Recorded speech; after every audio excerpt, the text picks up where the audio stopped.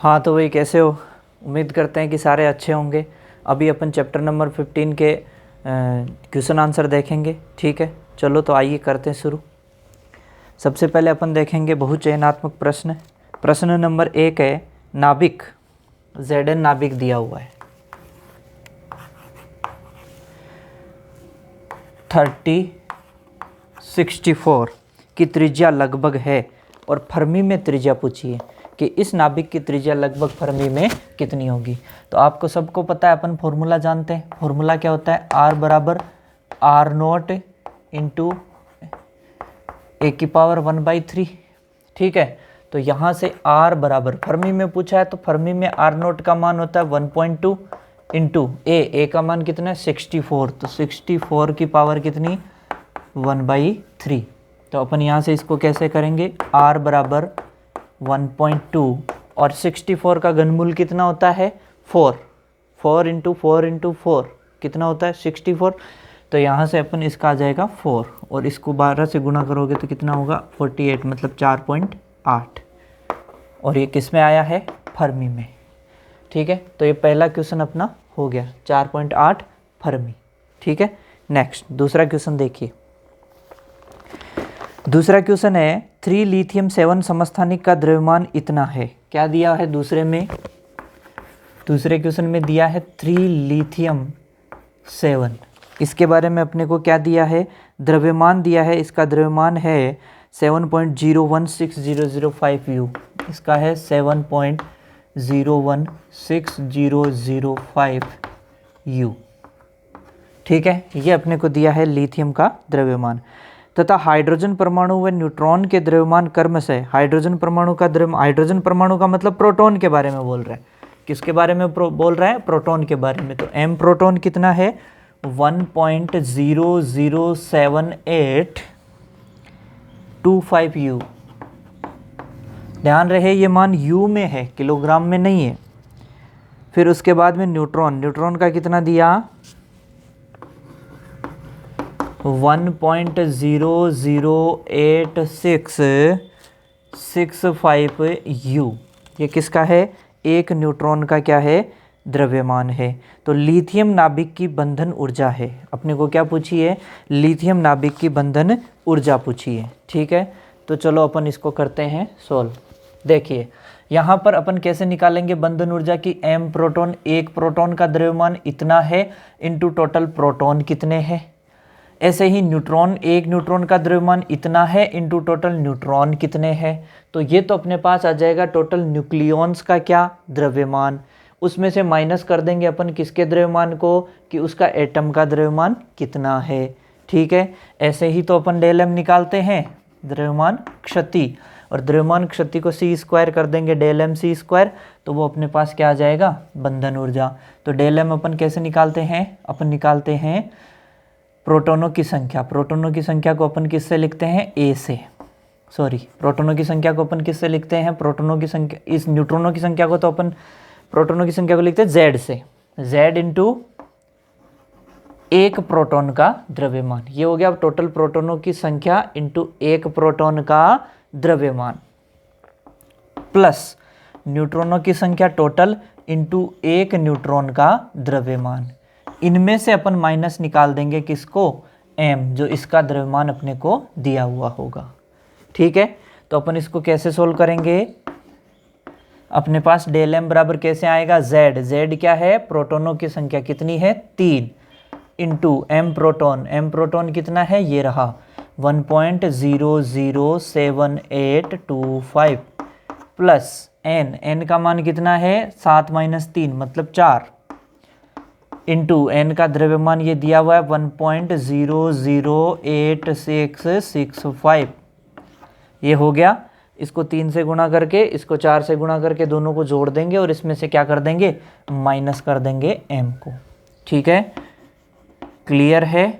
तो ये कैलकुलेशन है, थोड़ी सी भैया कैलकुलेशन बड़ी है, तो मैंने इसको पहले ही सोल्व कर रखा है, तो वो मैं आपको बता देता हूँ कि इन दोनों का गुणनफल जो है वो मैंने पहले से ही सोल्व करके रख रखा है।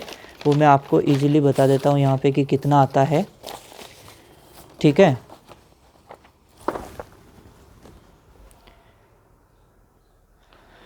तो ये मैंने सोल्व कर रखा है पहले से ही। अगर अपन इसको गुणा करेंगे किससे, 3 से, 3 से गुणा करोगे तो ये आ जाएगा अपने पास 3.0234762 प्लस ये 4 से इसको गुणा करोगे तो कितना आ जाएगा 4.03466।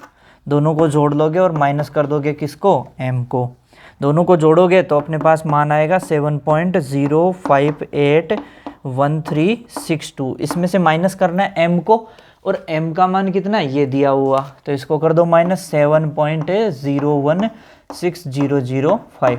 दोनों का अंतर निकाल लेंगे तो ये क्या आ जाएगा अपने पास डेल m, और इसका मान आएगा अपने पास 0.04213112।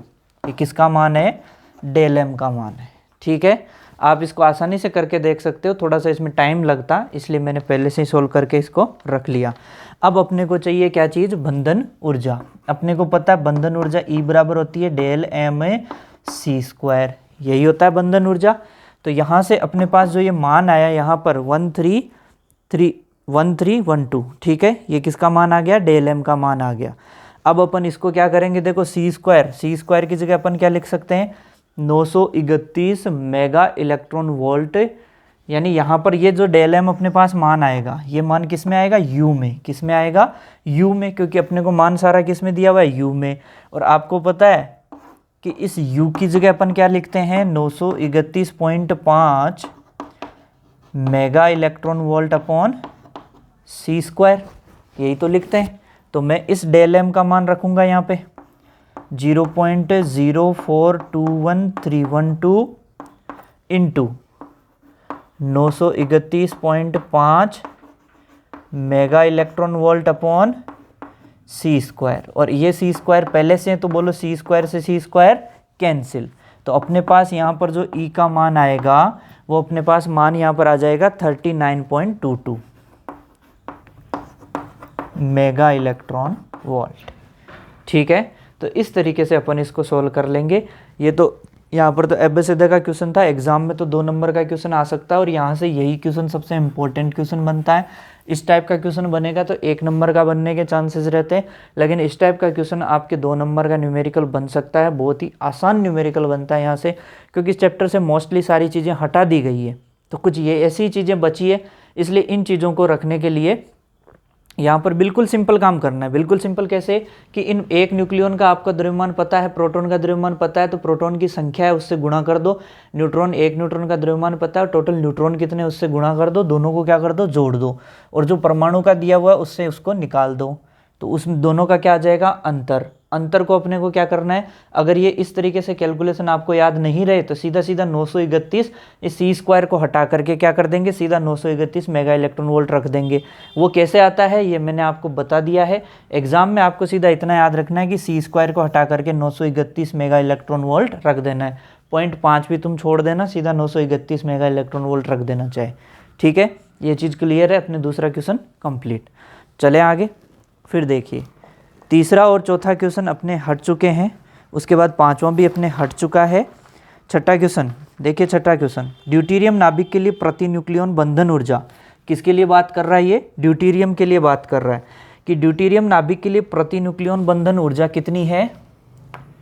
कौन सा क्वेश्चन है ये, छठा क्वेश्चन है, क्वेश्चन नंबर 6। ड्यूटेरियम यानी 1H2 की बात कर रहा है भैया। ड्यूटेरियम के लिए प्रति न्यूक्लियन बंधन ऊर्जा इतनी है 1.115 मेगा इलेक्ट्रॉन वोल्ट प्रति न्यूक्लियन बोला है। ठीक है, तब इस नाभिक के लिए द्रव्यमान क्षति है लगभग, तो द्रव्यमान क्षति अपन किस तरीके से निकाल लेंगे, देखिए यहाँ पर अपने को दिया है प्रति न्यूक्लियन बंधन ऊर्जा, यानी अपन ड्यूटेरियम की बंधन ऊर्जा निकाल पाएंगे यहाँ पे आसानी से। कैसे निकालेंगे ड्यूटेरियम की बंधन ऊर्जा, आप ड्यूटेरियम की बंधन ऊर्जा इसमें से कैसे निकालेंगे बताइए जरा। ड्यूटेरियम की बंधन ऊर्जा, ये प्रति न्यूक्लियन बंधन ऊर्जा, टोटल न्यूक्लियन कितने ड्यूटेरियम में, एक प्रोटॉन और एक न्यूट्रॉन, तो इसकी टोटल बंधन ऊर्जा कितनी, सॉरी इसकी बंधन ऊर्जा कितनी हो जाएगी, यहाँ से 2 से गुणा कर देंगे इसको, 2 × 1.115, तो ये अपने पास कितनी आ जाएगी 2.22, सॉरी 15 का डबल 30, 230 मेगा इलेक्ट्रॉन वोल्ट। तो ये अपने पास आ गई क्या चीज़, एनर्जी आ गई। ये चीज़ अपने पास क्या आ गई भैया, एनर्जी आ गई। एनर्जी आ गई तो अपने को पूछा क्या है, इसने पूछा है अपने को द्रव्यमान क्षति होगी। तो द्रव्यमान क्षति यहाँ से अगर अपन देखेंगे तो इसके अंदर अपने को क्या करना है भैया, 931 मेगा इलेक्ट्रॉन वोल्ट का भाग देना है। देखो कैसे, ये था E, ये द्रव्यमान क्षति थी अपने यहाँ पर, और ये 931 मेगा इलेक्ट्रॉन वोल्ट था। तो अब क्या करेंगे, द्रव्यमान क्षति पूछा है तो 931 मेगा इलेक्ट्रॉन वोल्ट का भाग दे देंगे किस में, E में। तो यहाँ यही करेंगे, ये अपने पास आ गई E आ गई, तो ये E आ चुकी है। अपने को ज्ञात करना है डेल M। तो डेल M ज्ञात करने के लिए अपन क्या करेंगे, E में भाग दे देंगे किसका, 931 मेगा इलेक्ट्रॉन वोल्ट का। ठीक है, तो यहाँ से अपने पास क्या आ जाएगा, 931 का भाग दे देंगे किस में, E में। तो अपने पास आ जाएगा आंसर। तो ये 2.230 है, इसमें भाग दे दोगे किसका, 931 का। तो आपके पास आंसर कितना आ जाएगा इसका, 0.0024 U में आएगा आंसर, क्योंकि अपन ने द्रव्यमान क्षति यहाँ U में रखी थी तो ये 931 मेगा इलेक्ट्रॉन वोल्ट के रूप में आया। तो इसको 931 का अगर अपन भाग लगा देंगे E के अंदर तो अपने पास ये जो आंसर आएगा वो किस में आ जाएगा भैया, U में आ जाएगा। किस में आ जाएगा आंसर, U में। ठीक है, चलिए क्वेश्चन नंबर 7। तो प्रोटॉन परस्पर 10 एंगस्ट्रॉम की दूरी पर रखे हुए हैं। 7वां क्वेश्चन देखिए, ये प्रोटॉन है, ये भी प्रोटॉन है, दोनों एक दूसरे से कितनी दूरी पर रखे हुए हैं, 10 एंगस्ट्रॉम दूरी पर रखे हुए हैं। कितनी दूरी पर रखे हुए हैं, 10 एंगस्ट्रॉम दूरी पर रखे हुए हैं। ठीक है, इनके मध्य नाभिकीय बल Fn तथा स्थिर वैद्युत बल Fe है। नाभिकीय बल तो कितना है, Fn, और स्थिर वैद्युत बल कितना है, Fe। तो अपने को ये पूछ रहा है कि कौन सा बल ज़्यादा होगा या दोनों बल क्या होंगे, बराबर होंगे। तो यहाँ से देखिए कौन सा ज़्यादा होगा, दोनों के मध्य 10 एंगस्ट्रॉम दूरी है। अगर मैं ये दूरी मीटर में लेना चाहूँ तो 10 इंटू एंगस्ट्रॉम को हटाऊंगा तो 10 की पावर -10 मीटर। मुझे बता दो क्या नाभिक की कोटि क्या होती है, नाभिक की होती है फर्मी की कोटि, यानी नाभिक का जो आकार रहेगा वो 10 की पावर -15 मीटर का रहेगा। 10 की पावर -15 मीटर के बाहर नाभिकीय बल नहीं लगते हैं। तो नहीं लगेंगे तो ये बताओ नाभिकीय बल यहाँ लगेंगे क्या, नहीं। यानी कौन ज़्यादा कारगर होगा, Fe। तो Fe कौन सा बल है, विद्युत प्रतिकर्षण बल, जो क्या होगा, ज़्यादा होगा। Fe ज़्यादा होगा किसकी तुलना में, नाभिकीय की तुलना में, क्योंकि नाभिकीय की रेंज होती है ये, जो कि इस रेंज से बाहर है। 10 एंगस्ट्रॉम का मतलब इस रेंज से बाहर है, इसलिए Fe क्या होगा, ग्रेटर देन Fn। फिर देखिए 8वां क्वेश्चन। 8वां क्वेश्चन काफ़ी अच्छा क्वेश्चन है। 8वां क्वेश्चन देखिए, क्वेश्चन नंबर 8 है, एक ड्यूट्रॉन तथा एक एल्फा कण की प्रति न्यूक्लियन बंधन ऊर्जाएं क्रमशः x1 और x2 है। किस किस की दी है अपने को प्रति न्यूक्लियन बंधन ऊर्जा, ड्यूट्रॉन की दी है और किसकी दी है, प्रति न्यूक्लियन बंधन ऊर्जा दी है भैया। एक तो दी है ड्यूट्रॉन की और एक किसकी दी है, एल्फा की। चलो हो जाएगा, अभी देखते हैं कैसे करते हैं। ठीक है,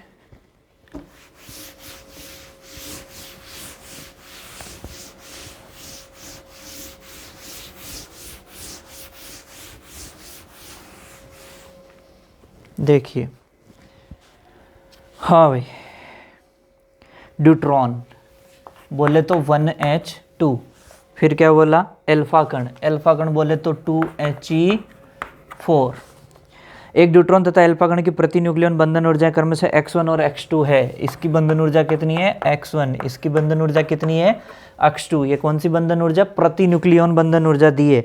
तो संलयन अभिक्रिया में मुक्त ऊर्जा है। अब ये एक अपने को संलयन अभिक्रिया दी है। संलयन अभिक्रिया क्या दी है, संलयन अभिक्रिया 1H2 plus 1H2 convert into 2He4 plus Q। इसके अंदर ये जो मुक्त ऊर्जा है वो क्यों पूछी है।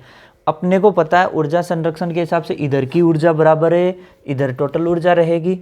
यहाँ प्रति न्यूक्लियन बंधन ऊर्जा कितनी दी है, x1 दी है। यहाँ कितने न्यूक्लियन है, 2 न्यूक्लियन है, यानी इसकी हो जाएगी कितनी, 2x1 प्लस कितने न्यूक्लियन है, 2 न्यूक्लियन, एक की कितनी है, x1, तो 2 की कितनी हो जाएगी, 2x1। और इस तरफ कितनी है भैया, देखिए एक न्यूक्लियन की कितनी है, x2। टोटल न्यूक्लियन कितने हैं, 4, तो यहाँ हो जाएगी 4x2 और ये मैं मान लेता हूँ q। तो ये 2x1 कितना हो गया, 4x1 और ये है 4x2। अपने को ज्ञात करना है q। तो यहाँ से देखो 4x1, ये x2 इधर आ जाएगा तो -4x2 बराबर q, यानी q बराबर अपने पास आ जाएगा 4, दोनों जगह से कॉमन, ये आ जाएगा x1 - x2। ठीक है, तो ये अपने पास आ गया इसका आंसर। ठीक है, एबीसीडी में करेक्शन है, वो करेक्शन कर लेना, राइट आंसर यही होगा। ठीक है भैया, चले आगे। चलिए, तो यहाँ से देखिए आगे अपन नेक्स्ट क्वेश्चन देखने चलते हैं। 9 हट गया है। क्वेश्चन नंबर 10वां भी काफ़ी अच्छा क्वेश्चन है। क्वेश्चन नंबर 10 देखिए, ये कौन सा क्वेश्चन था? ये 8वां क्वेश्चन था। अभी जो किया वो 8वां क्वेश्चन था। 10वां क्वेश्चन देखिए, 40% दक्षता वाली एक नाभिकीय भट्ठी, यानी जो अपने पास नाभिकीय क्या है, भट्ठी है, नाभिकीय भट्टी, उसकी दक्षता कितनी है? दक्षता मैं नीटा से लिख देता हूँ, कितनी है? 40% है। ठीक है भैया, 10 की पावर 14 विघटन प्रति सेकंड हो रहे हैं, यानी विघटन की संख्या दिए रहे, कितनी? 10 की पावर 14 विघटन प्रति सेकंड, विघटन प्रति सेकंड दिए हैं, प्रति सेकंड में होने वाले विघटन की संख्या है। यदि प्रति विखंडन प्राप्त ऊर्जा, प्रति विखंडन ऊर्जा, प्रति विखंडन प्राप्त ऊर्जा किसको? भट्टी को, कितनी है? 250 मेगा इलेक्ट्रॉन वोल्ट, और विखंडन हो कितने रहे? 10 की पावर 14, एक विखंडन में इतनी दे रहा है। ठीक है, तो भट्टी का शक्ति निर्गम है, ये तो भट्टी को प्राप्त ऊर्जा है। अपने को पूछा है, ऊर्जा नहीं पूछी है, शक्ति पूछी है। आउटपुट की क्या पूछी है भैया? शक्ति पूछी है। तो सबसे पहले अपने पास ये होना चाहिए कि इसकी इनपुट की टोटल एनर्जी कितनी है, फिर अपन निकालेंगे एनर्जी टोटल इनपुट की इतनी है तो उसकी 40% अपने को आउटपुट मिलेगी, क्योंकि उसकी दक्षता कितनी है? 40% है। तो उस टोटल एनर्जी का अपन निकालेंगे कितना? 40%। ठीक है, और फिर क्या होगा? शक्ति। शक्ति क्या होती है? प्रति सेकंड, प्रति सेकंड होगी ऊर्जा का, तो प्रति सेकंड ही दिया हुआ है तो प्रति सेकंड ही आएगा, मतलब वो शक्ति आ जाएगी अपने पास। तो कैसे निकालेंगे? देखो, सबसे पहले तो क्या है? भट्टी को प्राप्त कुल ऊर्जा 10 की पावर 14 विघटन में, 10 की पावर 14 विघटन में भट्टी को प्राप्त कुल ऊर्जा। तो कितनी कुल ऊर्जा कितनी मिलेगी इसको? देखो, एक विघटन में कितनी मिल रही है? 250 mega electron volt, 250 mega electron volt into एक सेकंड में विघटन कितने हो रहे हैं? 10 की पावर 14, तो विघटन कितने हो रहे हैं? 10 टू द पावर 14 विघटन हो रहे हैं प्रति सेकंड। ठीक है भैया, तो यहाँ से अपने पास ई, ये तो मेगा इलेक्ट्रॉन वोल्ट में, लेकिन अपने को किस में चाहिए? जूल में, क्योंकि सारे आंसर अपने को दिए हुए किलोवाट में। ठीक है, यानी अपने को जूल में चाहिए आंसर। तो 250 मेगा को क्या लिख सकता हूँ? 10 की पावर 6, मेगा की जगह 10 की पावर 6। इलेक्ट्रॉन वोल्ट को जूल में बदलना है तो 1.6 into 10 to the power -19 into 10 to the power 14। तो अब ये आंसर आ जाएगा अपने जूल में। ये आंसर किस में आ जाएगा? जूल में आ जाएगा। तो देखिए यहाँ से कैसे सोल्व करेंगे? 10 की पावर 6 और 14 कितने? 20, और ये 10 की पावर -19 गया, बच गया प्लस में 1 और प्लस में 2, यानी 100 बच गए। और 25 का गुणा करेंगे किससे? 16 से। 25 का गुणा करेंगे 16 से तो होता है कितना? 400, तो यहाँ आएगा 40, मतलब 4000। इसको आप सोल्व करोगे तो कितना आ जाएगा? 4000 जूल। देखो 25 का 16 से करेंगे 400 आता है, लेकिन पॉइंट लगा हुआ तो यानी 40 आएगा। 1 0 ये है और 1 0 यहाँ से बच रहा है, तो कितने हो गए? 100। 40 और 100 हो गए 4000 जूल। ई बराबर कितना आ गया अपने पास? 4000 जूल। ये तो मान है अपने को प्राप्त ऊर्जा का, भट्टी को प्राप्त ऊर्जा। तो भट्टी से निर्गत ऊर्जा कितनी होगी? भट्टी से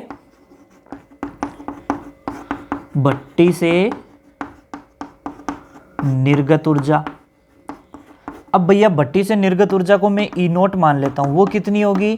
जो ई है उस ई का 40% होगी। निर्गत ऊर्जा कितनी होगी? ई का 40%। कैसे कह सकते हो? अरे भैया दक्षता दे रखी है कितनी? 40%। तो यहाँ से निर्गत ऊर्जा कितनी होगी? ई का 40%। ठीक है भैया, कोई दिक्कत नहीं है। तो निर्गत ऊर्जा कितनी है? ई कितनी है? 4000 इंटू 40% मतलब 40/100। 0 से 0, 0 से 0, 400 इंटू 4 कितना हो गया भैया? 1600 जूल। यानी यहाँ से जो निर्गत ऊर्जा है वो कितनी है? 1600 जूल है। अब क्या होगा? प्रति सेकंड निर्गत ऊर्जा बराबर शक्ति। और वो शक्ति कैसी होगी? निर्गत शक्ति या निर्गम शक्ति कितनी होगी? 1600 जूल पर सेकंड। यानी उसी शक्ति को मैं बोल दूंगा 1600 वाट। और अगर इसको बदलने जाओगे तो 1.6 किलोवाट हो जाएगी। ठीक है, 1.6 किलोवाट। ये अपने पास आंसर आ गया 1.6 किलोवाट। आंसर में करेक्शन है, करेक्शन कर लीजिएगा। ठीक है, चले आगे देखिए। क्वेश्चन नंबर 11, 12 हट चुके हैं। क्वेश्चन नंबर 13, द्रव्यमान संख्या में वृद्धि होने पर नाभिक से संबंधित कौन सी राशि परिवर्तित नहीं होती है? तो यहाँ आपको पता है कि घनत्व जो होता है वो किसी पर भी निर्भर नहीं करता है। ठीक है, 10 की पावर 17 की कोटि के आसपास होता है। निम्नलिखित में से कौन सी विद्युत चुंबकीय तरंग है? तो अल्फा, बीटा, कैथोड, ये पढ़ी थी क्या कहीं? चैप्टर नंबर 17 में आती है विद्युत चुंबकीय तरंग। आज उसको भी निपटा देंगे, नाइट तक 11-12 बजे तक पूरा निपटा देंगे 17वां चैप्टर भी। ठीक है, हाँ जी। तो गामा किरणें होती है विद्युत चुंबकीय, गामा पढ़ी है इनमें से अपन ने, 15वां भी हट गया। आ जाइए अति लघुतरात्मक में। अति लघुतरात्मक का पहला क्वेश्चन है 15x22। ये 15x22 नहीं है, ये है 15x32। ये है 15x32। आपको पूछे प्रोटॉन, तो प्रोटॉन तो सीधे सीधे हो गए कितने भैया? 15। आपको पूछे न्यूट्रॉन, तो न्यूट्रॉन कितने हो जाएंगे? 32 - 15 बराबर 17। न्यूट्रॉन हो गए 17 और प्रोटॉन हो गए कितने? 15। एक यू द्रव्यमान के तुल्य ऊर्जा 931.5 मेगा इलेक्ट्रॉन वोल्ट कितनी होती है? 931.5 मेगा इलेक्ट्रॉन वोल्ट। तीसरा और चौथा हट गया। पांचवा देखो, विखंडन की कौन सी श्रृंखला पर परमाणु भट्टी आधारित है? अरे नियंत्रित श्रृंखला अभिक्रिया पर परमाणु भट्टी। परमाणु बम किस पे था? नियंत्रित श्रृंखला अभिक्रिया पर। कर दोगे? चलो 16वां छठा क्वेश्चन देखिए। परमाणु भट्टी में मंदक के रूप में काम आने वाले किसी एक पदार्थ का नाम लिखिए। तो परमाणु भट्टी में मंदक के रूप में नॉर्मली कौन काम आता है? जल काम आता है, साधारण जल भी काम आता है और भारी जल भी काम आता है। इन दो के अलावा एक और काम आता है, कौन? ग्रेफाइट काम आता है। तो सिंपल सिंपल से याद रख लो। ठीक है, 7वां, 8वां, 9वां तीनों हटे हुए हैं। 10वां देखिए, सूर्य में ऊर्जा उत्पादन करने के लिए कौन सी नाभिकीय अभिक्रिया उत्तरदायी है? अरे कल ही देखा था, ताप नाभिकीय संलयन या ताप नाभिकीय अभिक्रिया। ठीक है साहब, चलिए आगे। 11, 12, 13 गए काम से। क्वेश्चन नंबर 14 देखिए। किसी नाभिकीय विखंडन में नाभिक मध्यवर्ती द्रव्यमानों के असमान द्रव्यमान के दो नाभिकों में टूटता है। दोनों में से किस में अधिक गतिज ऊर्जा होगी? दो में टूट रहा है, किस में? एक में हल्के में और एक में भारी में। गतिज ऊर्जा ज़्यादा किसकी होगी? हल्के वाले की। क्वेश्चन नंबर 15, यदि एक नाभिक के न्यूक्लियनों को एक दूसरे से पृथक कर दिया जाए तो कुल द्रव्यमान बढ़ता है। यह द्रव्यमान कहाँ से आता है? अरे द्रव्यमान बढ़ता है बंधन ऊर्जा से आता है। द्रव्यमान में कमी होती है तो वो किस रूप में निकल जाती है? बंधन ऊर्जा के रूप में। द्रव्यमान बढ़ रहा है, इसका मतलब कहाँ से आया? द्रव्यमान ऊर्जा, सॉरी बंधन ऊर्जा से। ठीक है, सिंपल। लघु उत्तरात्मक में आ जाइए। लघु उत्तरात्मक का पहला क्वेश्चन है, पहला क्वेश्चन ये है कि हाइड्रोजन के अणु में 2 प्रोटॉन तथा 2 इलेक्ट्रॉन है। ठीक है भाई साहब, मान लिए कितने प्रोटॉन है? 2 प्रोटॉन और 2 इलेक्ट्रॉन है। हाइड्रोजन अणु के व्यवहार की विवेचना में इन प्रोटॉनों के मध्य के नाभिकीय बल की सदैव उपेक्षा की जाती है। क्यों? किसके बारे में? प्रोटॉनों के मध्य के नाभिकीय बल की क्या की जाती है? सदैव उपेक्षा। भैया हाइड्रोजन अणु बोला है, क्या बोला है? हाइड्रोजन अणु। तो मतलब एक हाइड्रोजन यहाँ है, दूसरा हाइड्रोजन यहाँ है। अणु बोल रहा है। अणु बोलोगे तो भाई साहब अणुओं के मध्य, अब यहाँ पर आप निकालने जाओगे ना तो अणुओं के लिए यहाँ पर प्रोटॉन नाभिक के अंदर बैठा है, इसका प्रोटॉन भी कहाँ बैठा है? नाभिक के अंदर बैठा है। तो प्रोटॉन प्रोटॉन का बल है, अपन उसको उपेक्षणीय क्यों मान लेते हैं? क्योंकि वो नाभिकीय बल लगता नहीं है। 10 की पावर -10 मीटर होती है परमाणु की त्रिज्या, और नाभिकीय बल कहाँ तक लगता है? 10 की पावर -15 मीटर तक लगता है। ये इससे 10 की पावर 5 गुना ज़्यादा बड़ी है।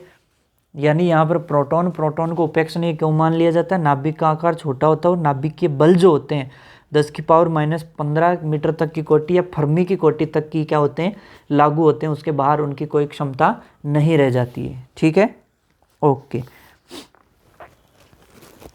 अब दूसरा क्वेश्चन हटा हुआ भी मान सकते हो और नहीं भी, लेकिन अगर देखा जाए कि हाइड्रोजन का भारी रूप समस्थानिक एल्फा क्षय विघटित होता है, तो एल्फा हो ही नहीं सकता, हाइड्रोजन एल्फा नहीं दे सकता, क्योंकि हाइड्रोजन के पास क्या होता है, मान लो भारी कौन होगा, ज़्यादा से ज़्यादा ट्राइटियम हो जाएगा, 1H3 हो जाएगा, तो वो 2 एल्फा का मतलब क्या, 2He4, 1H3 वाला 2He4 दे ही नहीं सकता, ठीक है, तो कोई विघटन यहाँ पर नहीं होगा, वैसे हटा हुआ ही है और क्या। तीसरा क्वेश्चन देखो, एकीकृत परमाणु द्रव्यमान मात्रक U को परिभाषित कीजिए। अरे एकीकृत परमाणु द्रव्यमान मात्रक U क्या था, U था, अपने आप को पता हो तो क्या, जो कार्बन 12 के 12वें भाग, कार्बन 12 का जो परमाणु था, कार्बन 12, उसके द्रव्यमान के 1/12वें भाग के बराबर, कितने भाग के बराबर, 1/12वें भाग के बराबर। तो एक U बराबर क्या था, कार्बन 12 परमाणु का द्रव्यमान अपॉन 12, और कार्बन 12 परमाणु का द्रव्यमान कितना था, 1.992647 इंटू 10⁻⁻26 किलोग्राम अपॉन 12। तो इसको अपन ने सोल्व किया था तो 1.6605 इंटू 10⁻⁻27 किलोग्राम आया था। तो ये हो गया 1U, ठीक है, ये 1U का मान है। और 1U को परिभाषित कैसे करोगे कि कार्बन 12 परमाणु का द्रव्यमान के कार्बन 12 का जो समस्थानिक है उस परमाणु के द्रव्यमान का 1/12वां भाग क्या होता है, 1U होता है।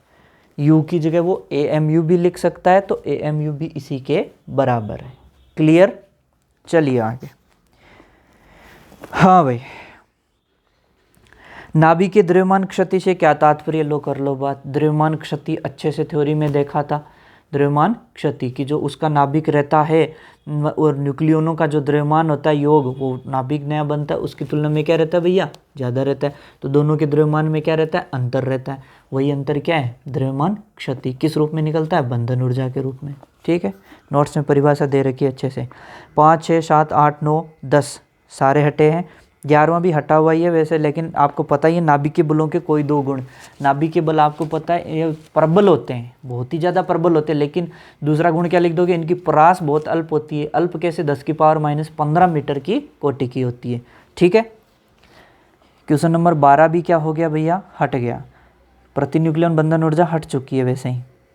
13वां, नाभिकीय विखंडन को परिभाषित कीजिए। अरे नाभिकीय विखंडन, कोई भारी नाभिक है वो अपने से हल्के नाभिकों में टूट जाता है, यही घटना क्या कहलाती है, नाभिकीय विखंडन। एक यहाँ पर प्यारा सा एग्जाम्पल भी बताया था आपको, किसका बताया था भैया, यूरेनियम में 235 का बताया था। कौन अटैक कर रहा था, न्यूट्रॉन अटैक कर रहा था। किस में बदल रहा था, दो में, एक तो कौन, स्ट्रॉन 36 और एक कौन आ रहा था, बेरियम 56। ये 141 था, ये 92 था। ठीक है, plus 3 neutron plus 200 mega electron volt. ये विखंडन की अपन एक अभिक्रिया लिख सकते हैं यहाँ पे। ठीक है भैया, चलिए। नाभिकीय श्रृंखला अभिक्रिया में क्रांतिक द्रव्यमान से क्या आशय है। क्रांतिक द्रव्यमान क्या होता है, वह न्यूनतम द्रव्यमान होता है जिस पर अपने को कम से कम एक सक्षम न्यूट्रॉन मिलता रहे। वह न्यूनतम द्रव्यमान होता है, किसका द्रव्यमान, विखंडनीय पदार्थ का द्रव्यमान। क्रांतिक द्रव्यमान किसका होता है, विखंडनीय पदार्थ का वह न्यूनतम द्रव्यमान जिससे अपने को कम से कम एक सक्षम न्यूट्रॉन या एक से थोड़ा सा ज़्यादा सक्षम न्यूट्रॉन मिलते रहे। तो श्रृंखला अभिक्रिया अपनी क्या होती रहेगी, बनी रहेगी। अगर क्रांतिक द्रव्यमान कम हो जाएगा, अपने पास द्रव्यमान नहीं है, सक्षम न्यूट्रॉन नहीं मिलेंगे, अभिक्रिया रुक जाएगी। किसकी कमी की वजह से, विखंडनीय पदार्थ की कमी की वजह से। ठीक है, तो क्रांतिक द्रव्यमान क्या होता है, क्रांतिक द्रव्यमान विखंडनीय पदार्थ का वह न्यूनतम द्रव्यमान जो कम से कम एक सक्षम न्यूट्रॉन प्राप्त करने के लिए आवश्यक होता है, क्या कहलाता है, क्रांतिक द्रव्यमान कहलाता है। ठीक है, चलिए देखिए अगला। नाभिकीय भट्टी में भारी जल एक उपयुक्त मंदक है। भारी जल एक क्या है, उपयुक्त मंदक है। क्यों, देखो भैया, भारी जल अच्छा मंदक है, क्यों, देखो मंदक का काम क्या होता है, यहां से ये न्यूट्रॉन है, इस न्यूट्रॉन को गति करके जाना है, यूरेनियम पे अटैक करना है। तो अपने को बीच में एक ऐसा माध्यम चाहिए जो कि इस न्यूट्रॉन को अवशोषित नहीं करे। आपको पता है ये विखंडित हुआ तो यहाँ पर 3 न्यूट्रॉन निकले। अब ये 3 न्यूट्रॉन जाएंगे 3 यूरेनियम पर अटैक करेंगे, लेकिन अपन चाहते हैं कि इनकी जो एनर्जी होती है 1 मेगा इलेक्ट्रॉन बहुत ज़्यादा होती है, इनकी एनर्जी गतिज ऊर्जा 1 मेगा इलेक्ट्रॉन वोल्ट होती है जो कि बहुत ज़्यादा होती है। तो अपन ये चाहते हैं कि इन यूरेनियम पे अटैक करने से पहले ये इनके ऊपर जाए तो धीरे धीरे जाए। तो बीच में एक ऐसा माध्यम होना चाहिए जो इन न्यूट्रॉनों को अवशोषित नहीं करे, इनकी गति को धीमा कर दे, इनका अवशोषण नहीं करे लेकिन इनकी गति को क्या कर दे, धीमा कर दे। तो गति को जो धीमा करेगा वो कौन होगा, मंदक। और मंदक मैंने अभी बताया था 3 होते हैं, H2O, एक होता है अपने ग्रेफाइट और एक होता है अपने D2O। D2O है भारी पानी। विश्व में जो भी अपने नाभिकीय भट्टियाँ हो रही है उनमें क्या होता है, H2O सबसे ज़्यादा 75% यूज़ होता है, ग्रेफाइट है वो 20% यूज़ होता है और D2O जो है वो 5% यूज़ होता है। और सबसे बेस्ट कौन है, भारी जल।